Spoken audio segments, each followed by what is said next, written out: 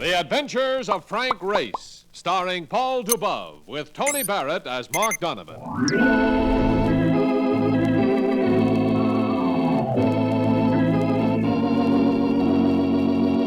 The war changed many things, the face of the earth and the people on it. Before the war, Frank Race worked as an attorney, but he traded his law books for the cloak and dagger of the OSS. And when it was over, his former life was over too. Adventure had become his business. The Adventures of Frank Race. And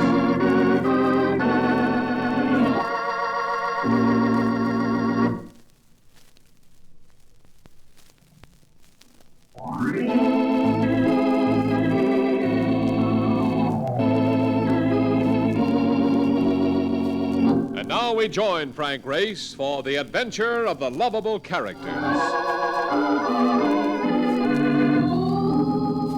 There's something about San Francisco that makes you feel alive.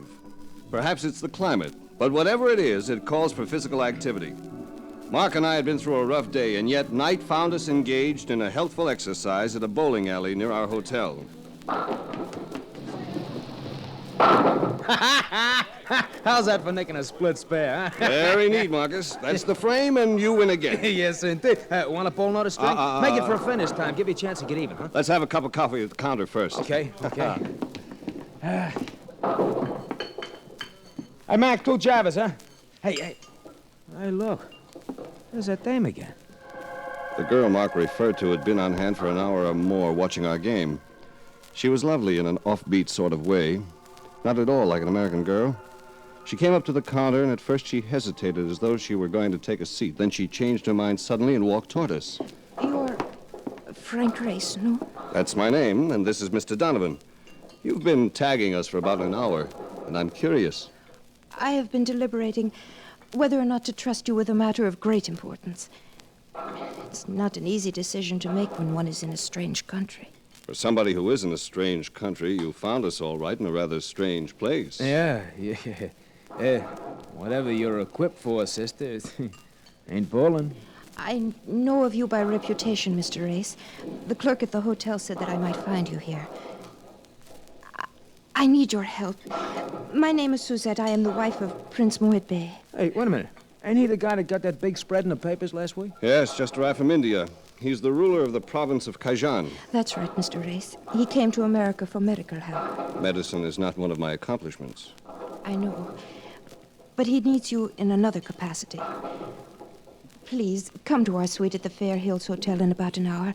You must be near my husband because, well, I am certain that somebody intends to kill him.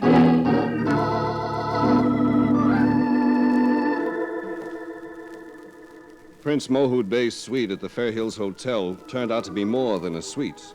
The prince and his retinue, including all 12 of his wives, occupied the entire 4th floor of the hostelry. And all the wives and servants wore native garb, making it difficult to distinguish one from another. But we were finally steered to the apartment of Suzette, where we knocked. Look, Race, tell me something. Of course. When these people get ready to leave here, how will the hotel know whether they are wearing their clothes or stealing the sheets? That is a question, Mark. Oh, Mr. Race, Mr. Donovan, come in, please. I have prepared my mother-in-law for your coming. Your mother-in-law? Yes, the prince's mother, the Maharani of Kaijan. She is in the next room through those drapes.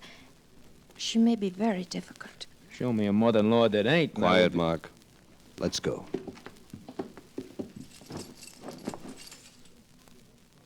Gentlemen, the Maharani of Kaijan. The Maharani of Kaijan was quite a surprise. She was dressed in tweeds. Her hair was close cropped, and it took only one look at her florid face to tell me she was not a native of India.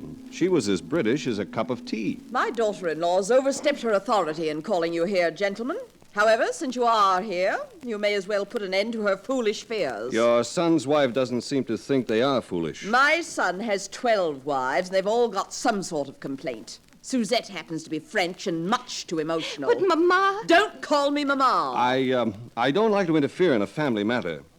But perhaps you can tell me why you think Suzette's fears are not grounded. Because she's as neurotic as my son. If he had one English girl in the crop he's married, he'd have more backbone. Providence knows I've tried to buck him up. Brother, wanna battle axe? Why does your son, the prince, require medical attention? Not medical, Mr. Race, psychiatric. We came to America to consult a psychiatrist. There's nothing wrong with him physically. But there is. He's been having pain. Nonsense. It's all in his mind. You can find that out for yourself, Mr. Race. Dr. Kerner's his psychiatrist. Ask him. It's in the Grayson building. You can see him tomorrow. Thank you, I will. Very well, then you're dismissed. But, Mama... You're dismissed. We left the Maharani and stepped into the corridor and did a little broken field running through the other 11 wives who were wandering around like a football team between halves. And then Suzette led us into a small room. She is so strong, so overbearing. Please, you must help me. I should like to see your husband. This is the anteroom to his quarters. I would rather not go in with you. Suit yourself. Look, Mark, there's something you can do meanwhile. See if you can locate the home of Dr. Kerner. And if you do, call him and ask him if I may drop in on him tonight. Kerner, okay. See you later. And don't get detoured by a bedsheet on your way out. And now the prince. Right through that door. I will try to see you again before you leave.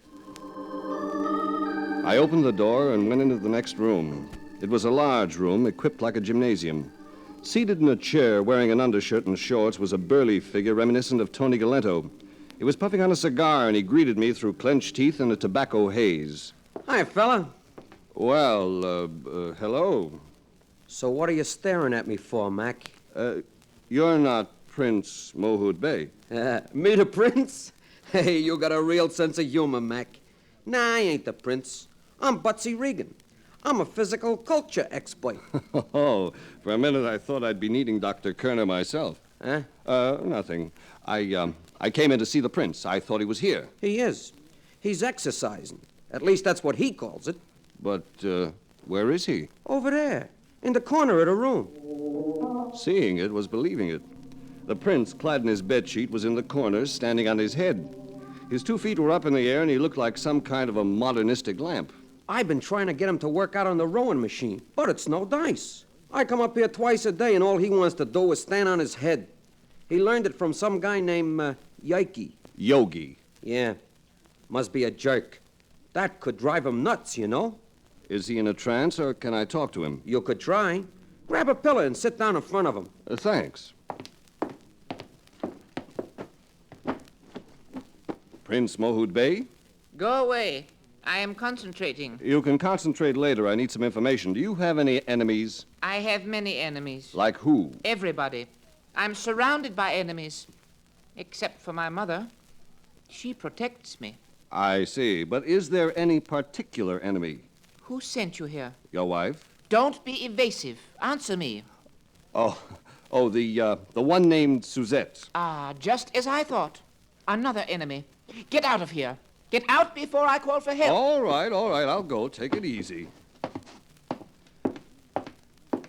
Thanks. Oh, that's okay. Is he always like this? Yeah.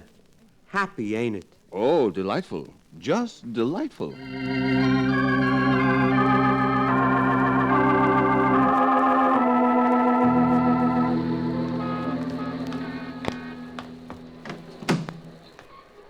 Find out where Dr. Kerner lives, Mark? Sure did. Got a joint on Nob Hill. I tell him that you was coming to see him. Good. Let's drive over. Yeah, I'm sorry I kept you waiting so long, Mark. I didn't mind. I had the radio on. It gave me a chance to hear Spade. Sam Spade? Sam Spade. Spade Cooley, the king of the Western swing. What do you think I am, a traitor?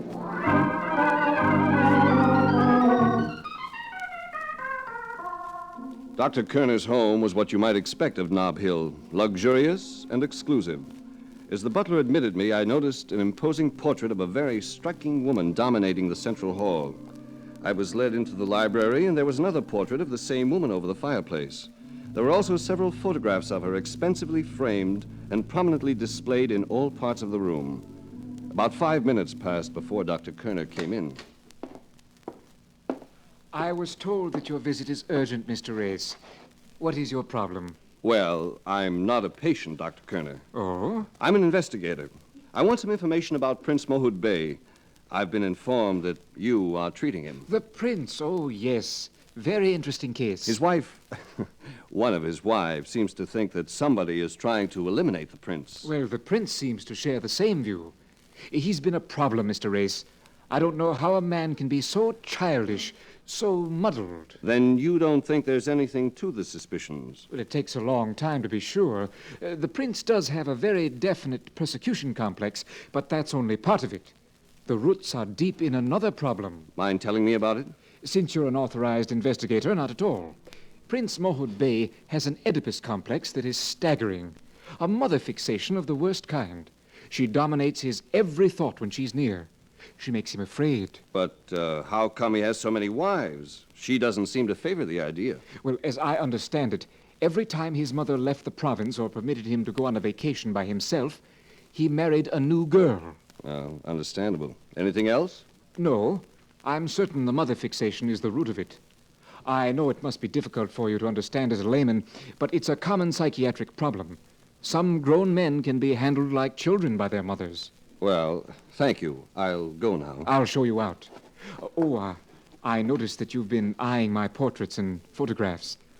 Lovely, aren't they? Oh, yes. The subject is a very attractive woman, quite commanding. Ah, yes, she is. The most wonderful woman in the world. Your wife? Oh, great Jupiter, no, Mr. Race. I'm not married. My mother. Oh. Thank you, and good night, Dr. Kerner.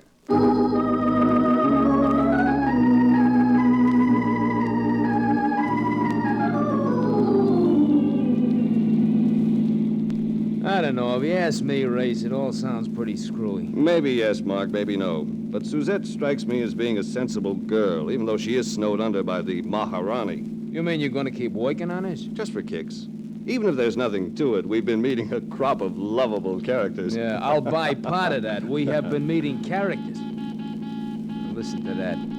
Guy blowing his horn to pass, and he's a half a block behind me. I don't think he wants to pass. He wants us to wait until he catches up to us. Pull over. You're the boss.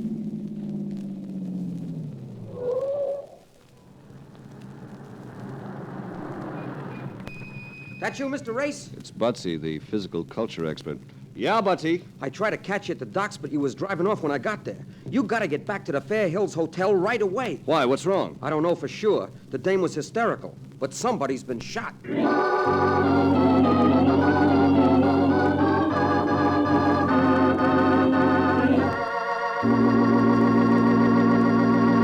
We'll return to the adventures of Frank Race in just about 1 minute.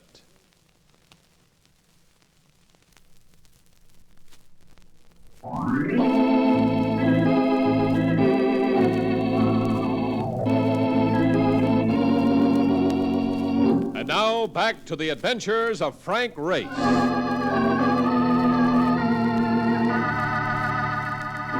Police cars surrounded the block near the Fair Hills Hotel by the time we arrived. I flashed my credentials and was admitted to Prince Mohud Bey's fourth-floor domain. I passed the prince's apartment and immediately discovered that he was not the victim. He was in the corner, standing on his head, ignoring the pleas of a police sergeant who wanted him right side up for questioning. I found Suzette's room under police guard. The body of a woman was stretched out near the window. An ambulance attendant was fixing her shoulder. Suzette was in the quarters of the Maharani.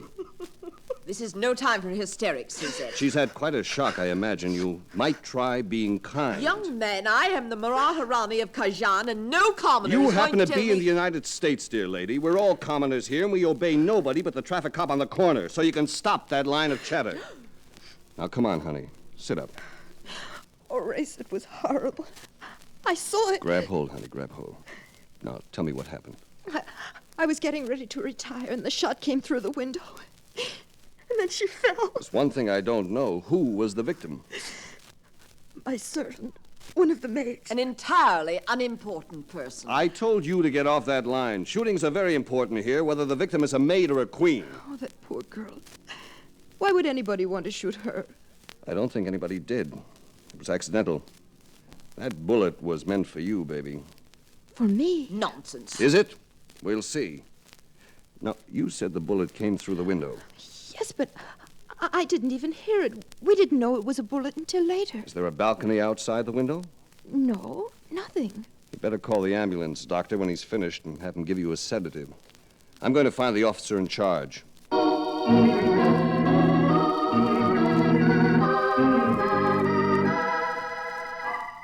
I found the officer in charge and stuck with him until he got a ballistic report. The bullet had come from a high-powered rifle. With that bit of information, I picked Mark up and headed for the streets. All right, so what are you looking at the building for? Suzette's room is located on the front of the hotel, and the shot came from the outside. Yet there's nothing across the street but a small public park. Wait a minute. You mean the shot was fired from the park? Up to a fourth-floor window? No. The bullet took almost a straight course. Oh, so maybe the guy with the gun climbed a tree? No. None of the trees are that tall. The shot must have been fired from one of the buildings on the other side of the park. Great, but by who? Dead-Eye Dick? It's a good 600 yards over to them buildings. That's not too far for an expert marksman with a telescopic sight. And that's why Suzette didn't hear a shot. Yeah, but somebody over there would have heard it. That isn't too choice a neighborhood over there, Mark. The park is the dividing line. Hey, wait a minute, that's right. We drove past the other side on the way down before, and there's a penny arcade And a shooting gallery? Yeah. So a shot over there could get lost. Look, I want you to check those buildings, 4th and 5th floor levels. See if you can find where the shot may have come from. Will do. What are you going to do? I'm going to see if I can bake an upside-down cake.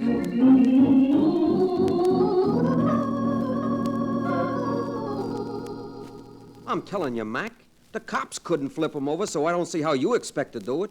Talk to him the way you did before. All right, but he's turning my whole world topsy-turvy. I feel silly talking to a man who's standing on his head. So I gotta be here a couple of hours a day, and I feel silly, too. But after all, Mac, a buck's a buck. For what I get on his job, I'll blow a bubble pipe if he wants. You've got logic on your side, Butsy. Well, I guess it's the only way. Nice to see you again, Prince. Let's be friends. You mind if I shake your foot? Go away. You disturb my meditation. Ever do any big game hunting, Prince? Why do you want to know? Are you gathering information for my enemies? No, I'm planning to visit your country. I thought we might get together and bag a few tigers. I won't go with you. I don't like you. I won't let you use my elephants. My mother won't even let you get into the province. You mean you're going to keep all those nice tigers for yourself? Yes. All right. Then I won't let you play with my Parcheesi set. See you later. See? He's as cracked as a glass pitcher after a brewer's convention. He's not as cracked as he seems to be, Butsy. What do you mean? Come into the anteroom for a minute. Well, sure. How come Suzette called you to go after me when I was out at the doctor's? She didn't have to call me. I was right here. I guess she picked me 'cause I know the town. Somebody could have telephoned. The doc's number ain't listed. Where was Nature Boy when the shooting took place? In there, standing on his noggin. Where else? You're sure of that? Sure, I'm sure. I was with him. All I ever seemed to do was sit there and count his toes. Just the same, keep your eye on him. He may be all right when he's standing on his head, but things may start to happen if he gets on his feet.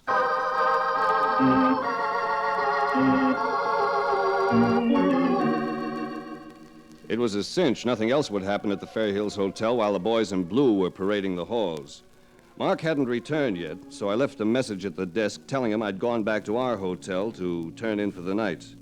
I was drifting off to dreamland when Mark, as usual, slipped in on tiptoe. Hey, Race, up, boy, up into the wall. Come on, I gotta talk. Come on, let's go. Marcus, where did you learn to be so genteel? Well, I can't come in without opening the door, can I? Come on. Pile out of the kip. I got things to show you. Let's go. Like what? Like where the shot could have come from that hit that maid.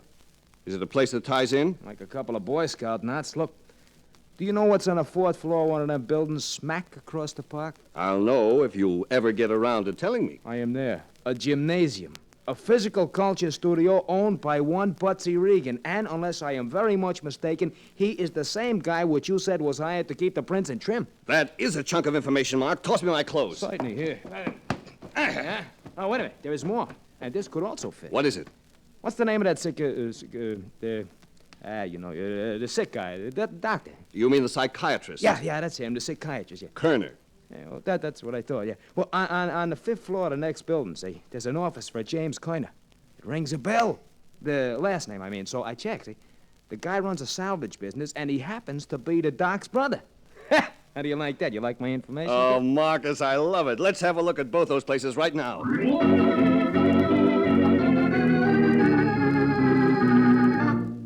office of James Kerner turned out to be innocent enough from all appearances. It was a legitimate business. We locked the place carefully and moved to the next building and gained access to the fourth-floor gymnasium operated by Butsy Regan. Now, look, lots of barbells and junk laying around. Don't trip over nothing. I won't. 3 windows facing across the park. Suzette's room is the 6th from the corner of the hotel on the 4th floor. Perfect view from here, all right. Yeah, then a maid could have been blasted from here. Yes, turn on the lights. Lights? You want to give us away to the cops? Nobody will notice. It's only a gym. There isn't even a watchman in the building. Okay, you want lights, you get lights. Yeah. What are you looking for? This, for one thing, on the windowsill here. Oh, it's just a mark in the dust, that's all I see. Yes, the same kind of a mark a gun barrel would make if it were rested there to steady the aim. Hey, that's right, hey. And there may be an empty cartridge on the floor somewhere. Hey, down! What was that, anyhow? Bullet came through the window, but no gunshot. That means it came from the hotel across the park. Crawl over and douse the lights, then we can get out of here. Wait a minute. You mean whoever picked off the maid from over here is now trying to blast us from over there? That's right, Mark. Because we're too close to winding this up. We're going back to the Fair Hills Hotel for our final visit.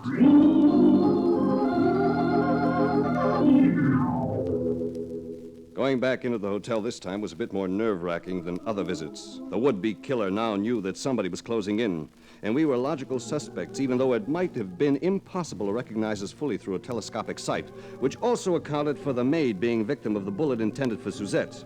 I posted Mark near the elevators where he could stop anybody who tried to leave. I headed for the prince's chamber, but just then the door opened and out stepped Dr. Kerner. Well, Mr. Race, how nice to see you again. You're abroad rather late, Doctor. The prince needed some attention. Mostly medical in this case. He's been injured? Oh, no. Just a severe headache from standing on his head. It's really very amusing. I think he's doing all this simply because his mother told him to do it, for some unfathomable reason. I thought it was an act. Is he sleeping now? Oh, yes, very soundly. He won't come round until morning. A man at the elevator may try to prevent your leaving, Doctor. Just tell him I said it was all right. Oh, thank you, Mr. Race. And I'm especially glad I saw you because I have a gift I'd like you to accept. Oh? It's this picture of my mother, since you admire the others so much. Well, thank you, Doctor. Just what I've always wanted. I stuffed Mother Kerner's picture into my pocket next to my heart and headed for Suzette's apartment. I opened the door, and the room was empty. But I caught the sound of voices from behind the drapes that separated the Maharani's quarters from Suzette's. I moved over and listened. But why can't I tell him why? Because I have ordered you to say nothing. I know how to handle these things, and I shall tell him when the time is right. He's my husband. He has a right to know immediately. I've listened to you long enough. Well, girls, we seem to be having a disagreement. How dare you intrude? You keep quiet. Now, Suzette, what is it she doesn't want you to tell your husband? I'm going to have a baby. A new little prince. Which the Maharani couldn't keep quiet forever unless you happen to be dead. What are you insinuating? I'm Impossible. insinuating that you were trying to kill this girl so that she and her child wouldn't be able to take top spot in your son's affections. You don't like the backseat old girl, but you shot a maid by accident, and that's still the stuff that jails are made of. I'll have you thrown out at the No, idea you of suffering. won't.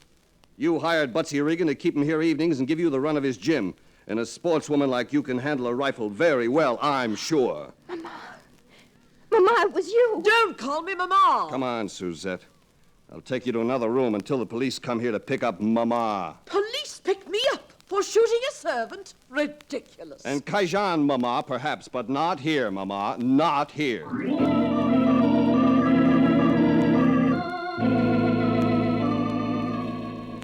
The police arrived finally and took Mama away to a place where you can't get very bossy unless you happen to own the keys. Suzette dashed off to tell her husband the news, both good and bad. But she had to save it until the next morning anyhow, until the headache treatment wore off. Mama wound up with a sentence that promised to keep her out of circulation until the expected junior prince would be past the diaper stage.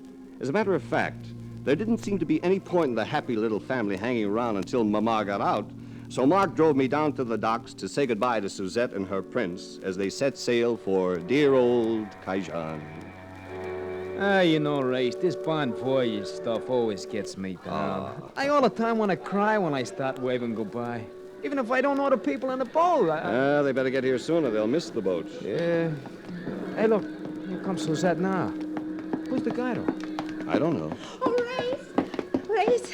Oh, I'm so glad we could see you before we go. Yes, thank you for your assistance. Well, why do you look at me so strangely? Well, I didn't recognize you for a minute, Prince. We must go aboard now. Goodbye, Mr. Race. Goodbye. And thank you. Have a My good pleasure. It was my pleasure. Goodbye. Goodbye. Hey, that was kind of dopey. What, Mark? Not recognizing the prince. You've seen him before. Yes, Marcus, but you're forgetting something. All the other times he was upside down.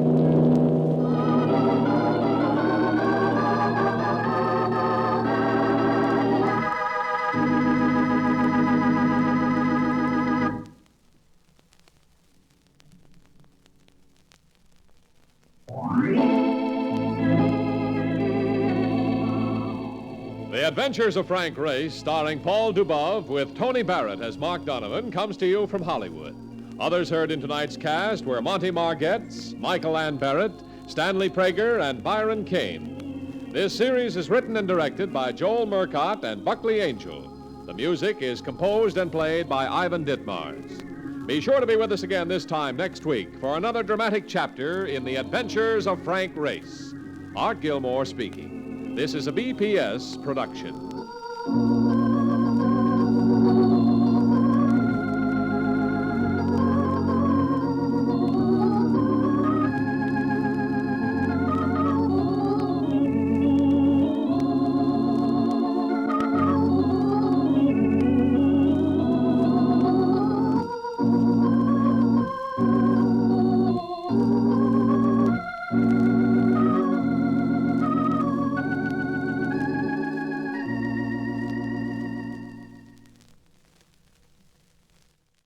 Enjoying the timeless classics on Golden Age Radio? If you're loving the nostalgia and captivating stories, consider supporting our channel with a tip. Your generosity helps us continue bringing you the best of vintage radio entertainment. Simply click on the link in the description. Thank you for being part of our community. Lost in Brazil invites you on an unforgettable journey, where every moment is an adventure waiting to be discovered. Join us as we uncover the soul of Brazil, one incredible experience at a time. Click on the link in the description and embark on the ultimate Brazilian odyssey. You have been listening to Golden Age Radio, rumble.com/C/GAR, brought to you by G3PL.com. Don't forget to subscribe for more videos.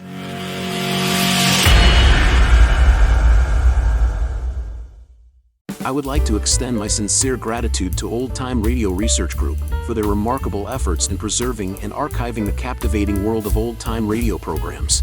Their dedication to safeguarding these precious audio gems ensures that future generations can relish the enchanting stories, music, and entertainment of the past. Their invaluable contribution allows us to step back in time and experience the magic of radio history firsthand. Their link is in the description below.